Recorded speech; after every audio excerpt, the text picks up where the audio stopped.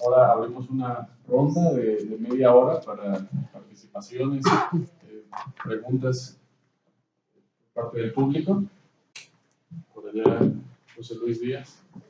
Y, yo siempre he tenido mucha curiosidad. Un momento, Luis. Sí, sí, levanta la mano primero, José Luis. ¿Sí? Bueno, José Luis, tú primero. Tú primero. Bueno, adelante.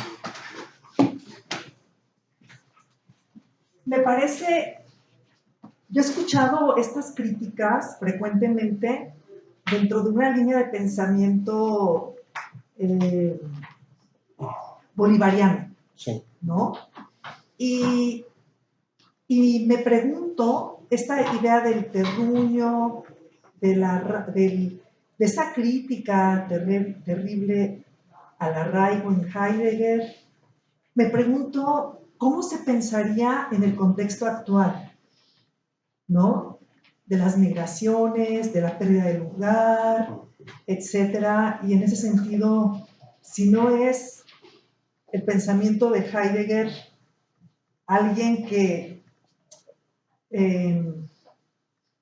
ve como, no voy a decir que ve el futuro, pero sí anticipa justamente como esta conquista de la tierra trae consigo el desarraigo, ¿no? Precisamente, ¿no? Y cómo ese ataque planetario, ¿no? Trae consigo el desarraigo, ¿no? Entonces, no sé si es una tentativa crítica verdaderamente, o sea, pues pensar el lugar de nuevo, ¿no? Y como como un espacio topológico diferenciado, apertura de relaciones, etcétera, etcétera, ¿no? Bueno, no sé, ¿no? Y pues eso es lo que quería plantear a los dos. Gracias. Muchas gracias. ¿Quieren responder ahora o pasamos No, a la esperamos, ¿no? siguiente? Pues, bueno, sí. José Luis. Creo que las preguntas que había pensado, bueno, muchísimas gracias por las presentaciones, creo que ya están de alguna manera incluidas en lo que ha preguntado Rebeca. Empezando por Carlos, deja como preguntas cruzadas, ¿eh? O sea que podéis lo que pregunte responder cada uno lo que os apetece. Carlos, empezabas dentro de bueno, pues este intento de mostrarnos un uso paradójico del lenguaje de Heidegger, partía de una problemática que de alguna manera salía a resolver el Dasein, en la cual ciertamente el ser no es, sino que más bien es esencia, el ser has dicho también que será, mientras que el ente le pertenecía más bien a algo así como al ámbito de lo determinado. Este era nuestro punto de partida. Entiendo que salen como una contraposición a la fuerza, en la cual por un lado tendríamos lo determinado y por la otra tendríamos lo indeterminado. Quería preguntarte si te parece, desde luego, el lugar del cuestionamiento por el ser que es el Dasein supondría en alguna medida pues, la pretensión de resolver esto de algún modo, ¿no? De avanzar al respecto. Quería preguntarte sobre la cuestión que has comentado de Sloterdijk, ¿no? O sea, la cuestión de la casa universal y la casa umbral del decir, y esta pregunta ya es un poco para los dos. Si desde este planteamiento del desarraigo lo puedes de alguna manera expresar o decir en las coordenadas, algo posteriores de Heidegger, del habitar. En el sentido de la relación que tiene el habitar, como el otro día mostró también Rafa, con el construir. O sea, dices que hay una huida del Dasein hacia casa. Por un lado, yo lo entiendo como efectivamente hacia casa, en el sentido de una casa como el umbral, un umbral que sería algo así como un desarraigo arraigante, mientras que no sería la casa universal de Sloterdijk, mientras que la huida hacia casa, que sería la casa universal, cosmológicamente universal, sería más bien la huida hacia una casa de un desarraigo desarraigado. No sé si no lo puedes contar o nos puedes decir qué correlato tendría esto ¿cómo se podría decir en términos de la relación de construir y habitar? Y ahora esto, que también puede ser fácilmente respondible por Mario, quiero preguntarte, bueno, en tu comunicación, he echado en falta algunas cuestiones que puede ser por mi despiste, que no las he escuchado, simplemente. La primera es, el lugar de Nietzsche como cumplimiento, consumación de la metafísica, es un lugar al menos ambiguo, es un lugar al menos múltiple, ¿no? Ambivalente. En ese sentido, claro, es problemático y Heidegger, pues en algunos momentos, sobre todo creo en Nietzsche 2, en ese tomo, la cuestión de la voluntad de poder, muy criticada por él, no puede dejar de relacionarla, o dice que ese lugar problemático, ambivalente, cualquier decisión al respecto depende de la relación de la voluntad de poder con el eterno retorno del igual. Como que nos ha recordado Iñigo, de lo igual. No sé si se me ha pasado esa articulación en tu discurso, ¿la has tenido en cuenta en alguna medida? Y también quería preguntarte entonces, cómo desde el planteamiento de la vivencia con el que has terminado,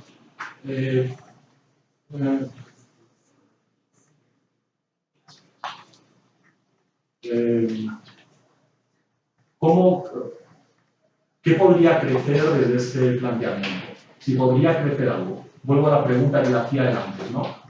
¿Cómo podríamos construir desde ese planteamiento? Desde ese desarrollo que tú planteas. En este caso, incluso sé que, bueno, lo hablamos un poco el otro día, la cuestión de la edificación en sentido estricto, ¿no? Claro. Desde el punto de vista urbanístico, de la ciudad y demás. Bueno, pues, digamos que a nivel diagnóstico está muy bien lo que dices, pero ¿cómo construimos? ¿Cómo urbanizamos? ¿Cómo hacemos ciudad? Bueno, solo para que quede para el registro. Hoy ya no estás Dale, dale, no, pero puedes formular nuestra excepción mejor, no para la transición. Ya, bueno, solo para que quede para la grabación un pequeño resumen de las preguntas. Preguntaba José Luis a Carlos Herrera cómo plantear bueno, esta idea de Sloterdijk de la casa universal en el contexto del construir y el habitar del Heidegger de construir, habitar, pensar.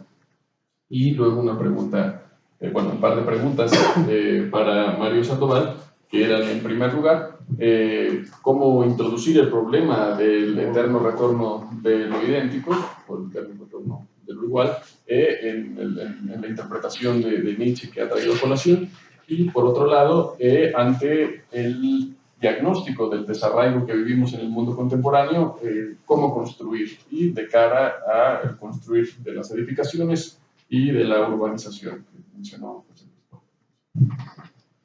José Luis. Okay.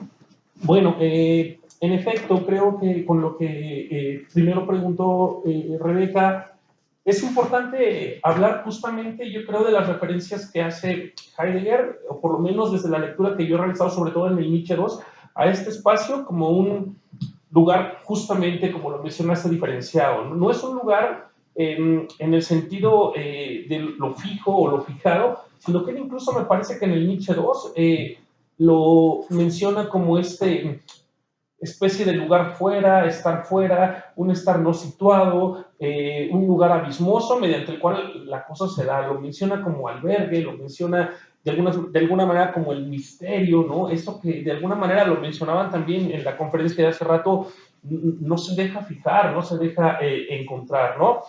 En ese tenor, me parece que las preguntas que ya me plantea José Luis son interesantes porque me pones a pensar en muchas cosas, ¿no? Empiezo con la primera, la de Nietzsche, que sí, no, en efecto tienes razón, probablemente por la premura y por el tiempo que tengo no pude desarrollar cabalmente lo que mencionas. El lugar de Nietzsche, en efecto, es un lugar ambiguo, incluso las determinaciones que el propio Heidegger hace en los dos tomos de Nietzsche de la voluntad de poder, vemos que son diferentes en las diversas partes del texto, ¿no? Sin embargo, me parece determinante a mí la distinción que él hace justamente con la voluntad de poder en el Nietzsche 2, en la historia, en el nihilismo en tanto la historia del ser, y que es el apartado 7, si no mal recuerdo, en donde ubica justamente a la voluntad de poder y al eterno retorno como las maneras en las cuales el ser se da justamente en la época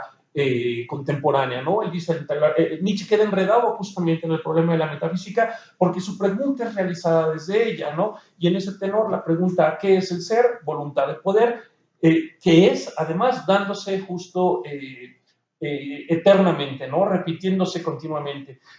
Sí creo que de alguna manera el Nietzsche con el cual se está enfrentando Heidegger es un Nietzsche dibujado completamente a su medida, o como decimos en México, no sé si lo digan allá en España, para llevar agua a su molino, para construir un pórtico de su filosofía, que le va a permitir justamente desarrollar pues todo el pensar del tránsito posterior, en donde pues Hölderlin va a tener un lugar muy importante, ¿no? Un lugar, me parece que más, pues sí, desde la beta poética, desde la beta de la crecer, y que me parece también incluso, eso es algo que he platicado con algunos compañeros, no sé si en verdad también Hölderlin diría, ay, yo dije todo eso, o sea, no sabemos si también es un Hölderlin dibujado a la medida de Heidegger, me parece que sí, ¿no? Pero bueno, esto no quita, repito, la importancia de estos dos autores, ¿no? Lo significativo es justamente, me parece que digo, que en la voluntad de poder y en su determinación de una voluntad de voluntad que necesita empoderarse siempre y en cada momento y no detenerse nunca,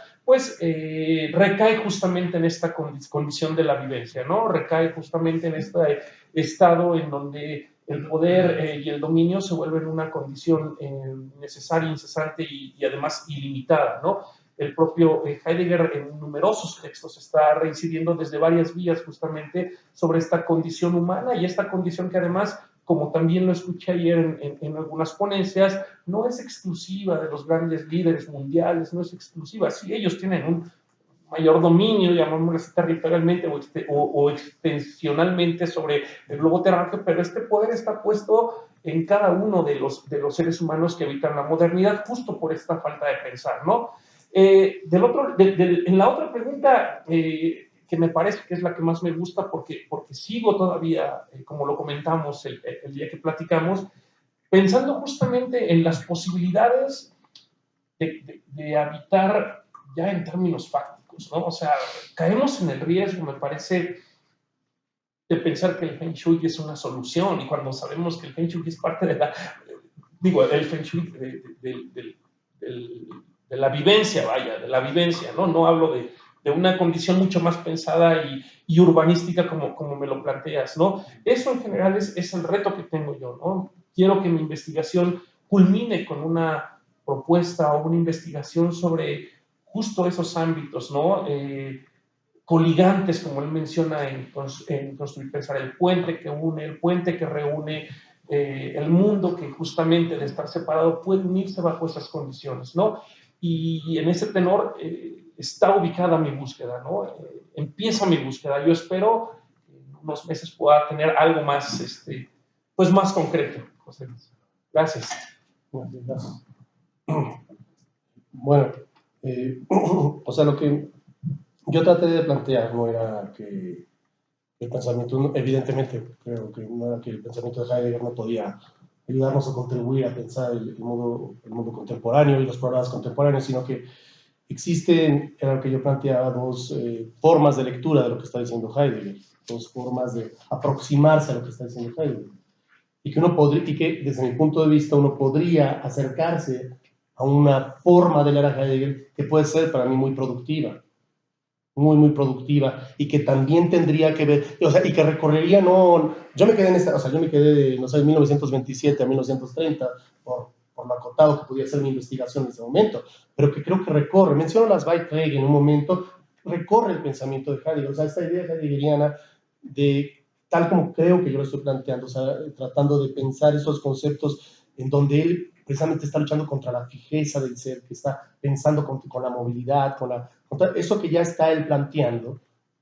Hay que pensarlo siempre, es lo que yo estoy tratando de hacer, digamos, introduciendo una línea divisoria con otro tipo de discurso que también está ahí y que ciertamente sí está fijándose. Dice, bueno, decía Mario Alberto, no se deja fijar. No, digamos, en el discurso teórico no, pero hay momentos en Heidegger en que él sí lo ubicó. O sea, él ubicó topográficamente cuál era ese espacio, digamos, del habitar y cuál era ese otro espacio, digamos, en contraposición demoníaco. Heidegger, sabemos perfectamente, algunos de los motivos fundamentales de su rechazo a ir a Berlín y a la gran ciudad, a permanecer digamos, en este mundo todavía provinciano, de manera, y que sí, digamos, tiene o sea, sí asume esta idea de alguna manera de pensar desde ahí. También existe, por ejemplo, bueno, mencionabas una cosa muy interesante sobre el exilio, la permanencia, tú lo planteabas muy bien, el habitar no necesariamente tiene que ver con estar aquí, sino puedes estar exiliado, ¿no? Pero Heidegger decidió y dio razones de permanecer allí, y discutió, hay una discusión clásica con el propio Marcuse, donde dice, pues que los que se exiliaron no entienden lo que pasa aquí, o lo que pasó aquí. Entonces, yo lo que estoy proponiendo no es, como dijo eso Heidegger, tiremos a la basura, por supuesto, no, lo que estoy diciendo es, esa línea hay que reconocerla, esa línea que yo llamo de inconsecuencia del propio discurso heideggeriano, y obviamente reasumir el otro planteamiento heideggeriano que está en Heidegger, que está en su filosofía, porque esa es la riqueza que nos puede dar Heidegger para pensar el problema del habitar, del construir también, o sea, volver a pensar, por supuesto, Heidegger, a partir de estas ideas que creo que se manifiestan, o que evidentemente se manifiestan desde el comienzo en Heidegger, hay una crítica radical a la forma del habitar contemporáneo, porque deberían ser aplicadas consecuentemente a todas las formas del habitar, es decir, tanto al habitar moderno de la ciudad, con todas sus formas de la curiosidad, la amistad, todo esto, la habladuría, como también a las formas arraigadas, fijas, a las fórmulas rígidas de las tradiciones, de las costumbres y los mitos. O sea, lo que habría que hacer es digamos, exacerbar esta misma idea de Heidegger y llevarla a la crítica de todas las formas romantizadas del habitar y del construir, del estar, ¿no? Del estar, y desde ahí volver a pensar, obviamente, qué significaría construir, qué significaría habitar. Creo que hay muchos datos, muchas ideas que Heidegger, y es que uno lo lee, o sea, cuando habla, a muchos no les gustan estas metáforas así muy provincianas que se dan, por ejemplo, en cartas sobre el humanismo, en otros, ¿no? En otros pasajes. Yo creo que tienen un sentido que sí acompaña cierto pensamiento radical de él, del errar, del no estar fijo, del permitir que broten las cosas, del no forzar, del no fijar. O sea, todo eso, a pesar de todo digamos, toda esta metáfora provincial, tiene mucho de la potencia radical de Heidegger. Pero tendríamos nosotros que hacer el esfuerzo, es lo que yo digo, de combatir este otro código que sí está presente en él y que está presente como un ultraconservadurismo que no creo que podamos permitir desde un punto de vista. Eso es a lo que yo me refiero. ¿Y lo relacionas a ese punto de partida cuasi dicotómico, categoría entre lo determinado e indeterminado? Claro, porque Heidegger mismo se dio cuenta que uno de los grandes problemas de ese tiempo era el lenguaje, ¿no? Lo dice en Cartas sobre el Humanismo, dice, es que el lenguaje, tal como lo propuse desde un origen ese tiempo, es problemático y va a generar siempre problemas porque va a estar combinado con el lenguaje de la metafísica.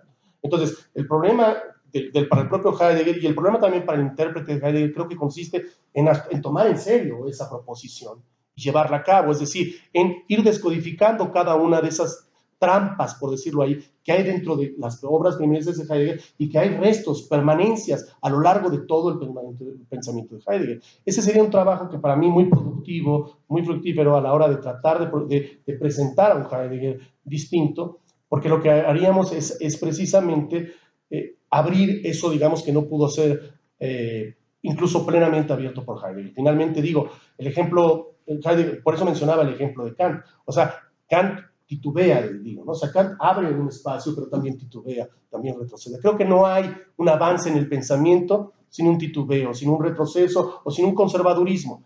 Yo quiero notar esto en Heidegger porque también es muy polémico y evidentemente sabemos las razones, pero para que podamos, desde mi punto de vista, recuperar lo más productivo de él y repensar, evidentemente, las cuestiones contemporáneas, que yo creo que sí nos da muchísimas pistas Heidegger para hacerlo. Es lo que digo. Pero puedo añadir un poquito. Ahora me vienen a la mente varias ideas que Carlos menciona esto, ¿no?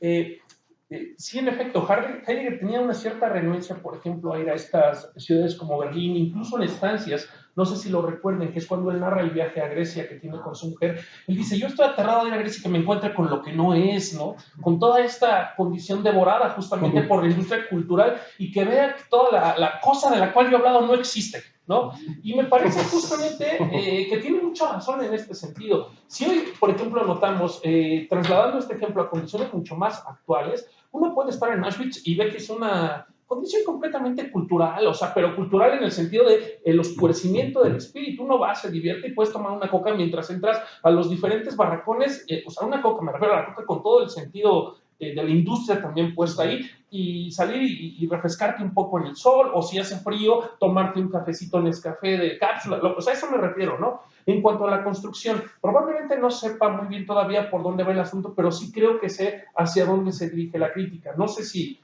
en España, por ejemplo, pase, o en muchas latitudes, me imagino que sí, porque es una tendencia planetaria, pero por ejemplo esta de la urbanización con el máximo aprovechamiento de los centímetros cuadrados que existen en cada una de las demarcaciones ya cuadriculadas y cosificadas, son excepcionales, ¿no?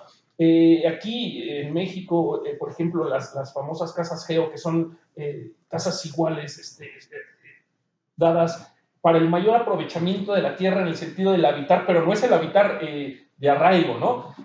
Por otro lado, tenemos estas llamadas así ciudades inteligentes, ¿no? Que ahora son las grandes torres que se construyen donde todo está puesto para el ejercicio y disposición inteligente del tiempo. ¿Para qué perder tiempo si tienes un lugar en donde vives, trabajas, vas al gimnasio, haces súper, tienes el cine?